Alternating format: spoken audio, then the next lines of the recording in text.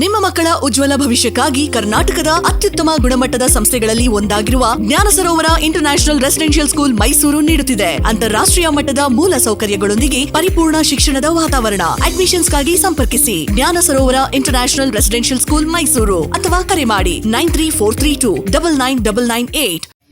ನಾವು ಕೆ ಹೊಸಳ್ಳಿ ಗ್ರಾಮದಲ್ಲಿ 1993-94ರಿಂದನೂ ಮನೆ ಕಟ್ಕೊಂಡು ಅದೇ ಕಾಂಪ್ಲಿಕೇಟೆಡ್ ರಸ್ತೆಯಲ್ಲೇ ಓಡಾಡ್ಕೊಂಡು ಮೊದಲಿನಿಂದನೂ ಇತ್ತು ರಸ್ತೆ, ಅದರಲ್ಲೇ ರಸ್ತೆಯಲ್ಲಿ ಓಡಾಡ್ಕೊಂಡು ಮನೆ ಕಟ್ಕೊಂಡು 30 ವರ್ಷದಿಂದನೂ ಅಲ್ಲೇ ವಾಸವಾಗಿದ್ರೂ ಈಗ ಏಕಾಏಕಿ 2015-16ರಿಂದವ ಯಾರ್ದೋ ಕುಮತಿ ಮೇಲೆ ಈ ಸ್ವತ್ತು ನಾವು ಫ್ರಾಡ್ ಮಾಡ್ಕೊಂಡು 10-15 ಸೇರಿಸ್ಕೊಂಡ್ಬಿಟ್ಟು ಪುರಸಭೆ ರಸ್ತೆನ ಸೇರಿಸ್ಕೊಂಡ್ಬಿಟ್ಟು ಅವರು ಅವತ್ತಿನಿಂದ ಕಾಂಪೌಂಡ್ ಹಾಕೋದು ತೊಂದರೆ ಕೊಡೋದು ಅವತ್ತಿನಿಂದ ಮಾಡ್ತಾನೇ ಇದ್ದಾರೆ.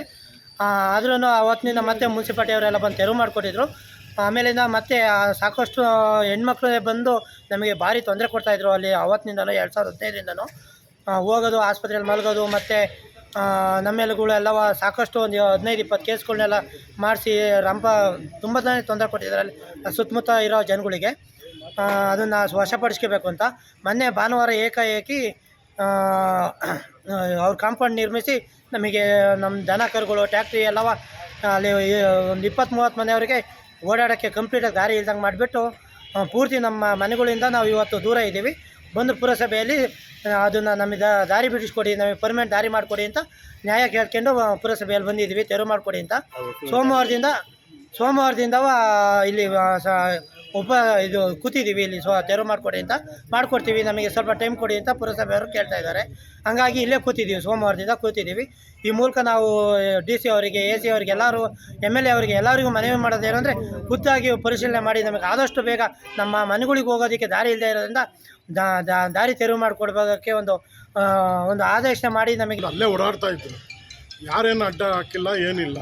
ಅವರು ಜಾಗ ಅವ್ರ ಸೈಟು 35-45 ಜಾಗ ಇದೆ. ಅವ್ರ ಜಾಗ ಅಲ್ದಲೇ ಪುರಸಭೆ ಸೊತ್ತಿದೆ. ಅವ್ರ ಸೈಟ್ ಬಿಟ್ಬಿಟ್ಟು ಪುರಸಭೆ ಸೊತ್ತಿಗೂ ಬೇಲಿ ಹಾಕ್ಕೊಂಡಿದ್ದಾರೆ, ಕಾಂಪೌಂಡ್ ಹಾಕ್ಕೊಂಡಿದ್ದಾರೆ. ಈಗ ಇಲ್ಲಿವರೆಗೂ ಹಾಕಿರಲಿಲ್ಲ. ಇಲ್ಲಿವರೆಗೂ 2016ರಿಂದ ಇದು ತಂಟೆ ತಕರಾರು ನಡೀತಾನೆ ಇತ್ತು. ಅವ್ರ ಜಾಗ ಸೇರಿಸ್ಕೊಡಿ, ನಮಗೆ ಕೊಡಿ ಅಂತೇಳಿ ಕೇಳ್ತಿದ್ರು. ಪುರಸಭೆ ಯಾವುದೇ ಕಾರಣಕ್ಕೂ ಹಂಗೆ ಕೊಡೋಕ್ಕೆ ಬರೋಲ್ಲ. ಇದು 4-6 ಜನಕ್ಕೆ ಓಡಾಡೋ 30-40 ಮನೆಗೆ ಹೋಗೋ ದಾರಿ ಕೊಡೋಕ್ಕೆ ಬರೋಲ್ಲ ಅಂತ ಪುರಸಭೆಯವರು ಹೇಳ್ತಾಯಿದ್ರು. ಆದರೂ ಮೊನ್ನೆ ಭಾನುವಾರ ದಿವಸ, ರಜದ ದಿವಸ ಏಕಾಏಕಿ ಬಂದು ಯಾರ್ದೋ ಸಪೋರ್ಟ್ ಇಟ್ಕೊಂಡು ಏನೋ ನಮಗೆ ಗೊತ್ತಿಲ್ಲ, ಬಟ್ ಸಪೋರ್ಟ್ ಇಟ್ಕೊಂಡು ಬಂದು ಕಾಂಪೌಂಡ್ ಹಾಕ್ಬಿಟ್ರು. ಅಲ್ಲಿ ಕಾಂಪೌಂಡ್ ಹಾಕ್ಬಿಟ್ಟು ಹೋಗೋ ದಾರಿ ಮಕ್ಕಳು ಮರಿ, ಆಮೇಲೆ ಚರಂಡಿ ಎಲ್ಲ ಬ್ಲಾಕ್ ಮಾಡಿಬಿಟ್ಟಿದ್ದಾರೆ. ಚರಂಡಿನೂ ಬ್ಲಾಕ್ ಮಾಡಿ ರೋಡೆಲ್ಲ ಬಂದ್ ಮಾಡಿ, ಈಗ ಟ್ಯಾಕ್ಟ್ರಿನೂ ತಿರೋಂಗಿಲ್ಲ, ದನ ಕರುಗಳು ತಿರೋಂಗಿಲ್ಲ, ಯಾರೂ ಹೋಗಂಗಿಲ್ಲ. ನಾವೇನು ಬೇರೆಯವರಲ್ಲ, ಅಲ್ಲೇ ಹೊಸಳ್ಳಿಯಾಗೆ ಹುಟ್ಟಿ ಬಂದು ಯಾರು ಹೇಳಿದ್ರು ಅವ್ರು ಕೇಳ್ತಾರೆ. ನೋಡೋರು ಕನ್ವಿನ್ಸ್ ಮಾಡಿ ಸುಮ್ಮನೆ ಪಬ್ಲಿಕ್ಕಿಗೆಲ್ಲ ತೊಂದರೆ ಏನಾಗಿದೆ ಕೋರ್ಟಲ್ಲಿ ಅನ್ನೋದು ಹೇಳಿ. ಕೇಸ್ ಫಸ್ಟ್ 2014 ವಜಾ ಆಗಿತ್ತು, ಅದ್ರ ಮೇಲೆ ಮತ್ತೆ ಮೇಲ್ಮನವಿ ಹಾಕ್ಕೊಂಡಿದ್ದಾರೆ. ಅದೆರಡು ವಜಾ ಆಗಿದೆ ಸರ್. ಸರಿ, ಕೋರ್ಟಲ್ಲಿ ವಜಾ ಆಗಿದೆ ಮತ್ತು ಮೇಲ್ಮನವಿ ಹಾಕ್ಕೊಂಡಿದ್ದಾರೆ. ಈಗ ವಿಚಾರ ನಿಮಗೂ ಅವರು ಹೇಳಿದರು, ಚೀಫ್ ಆಫೀಸರು. ಈಗ ನಾವು ಪುರಸಭಾ ಸದಸ್ಯರು ಏನೇ ಒಂದು ನಿರ್ಧಾರ ತಗೊಳ್ಳೋಕ್ಕೆ ನಮಗೀಗ ಅಧಿಕಾರ ಇಲ್ಲ. ಯಾಕೆ ಅಂತಂದರೆ ನಮ್ಮದು ಬಾಡಿ ಫಾರ್ಮೇಷನ್ ಆಗಬೇಕು, ಆಡಳಿತ ಮಂಡಳಿ ಇಲ್ಲ, ಎಲ್ಲ ಅಧಿಕಾರನೂ ಕೂಡ ಮಾನ್ಯ ಉಪವಿಭಾಗಾಧಿಕಾರಿಗಳು ನೋಡ್ತಾ ಇದ್ದಾರೆ. ನಾನು ಕೂಡ ಉಪವಿಭಾಗಾಧಿಕಾರಿಗಳಿಗೆ ಈಗ ಫೋನ್ ಮಾಡಿದ್ದೆ, ಸರ್ ಹಿಂಗೆ ಸಮಸ್ಯೆ ಆಗಿದೆ, ಜನ ಬಂದು ಮನೆ ಆಫೀಸ್ ಮುಂದೆ ಕೂತಿದ್ದಾರೆ ಅಂತ ಹೇಳಿದೆ. ಚೀಫ್ ಆಫೀಸರ್ ಕೇಳಿದೆ. ಅದಕ್ಕೆ ಈಗ ಅವರೇನೋ ಎನ್ನಾರ್ಪುರದಲ್ಲಿ ತುಂಬ ಅಲ್ಲೇನೋ ಸಮಸ್ಯೆ ಆಗಿ ಎಂಥದ್ದು ನೀರಿಂದು ಮಳೆ ಅದು ಹಾನಿ ಆಗಿದೆ, ಅದಕ್ಕೊಂಚೂರು ನಾನು ಹೋಗಬೇಕಾಯಿತು. ಅಲ್ಲಿ ಹೋಗಿದ್ದೀನಿ.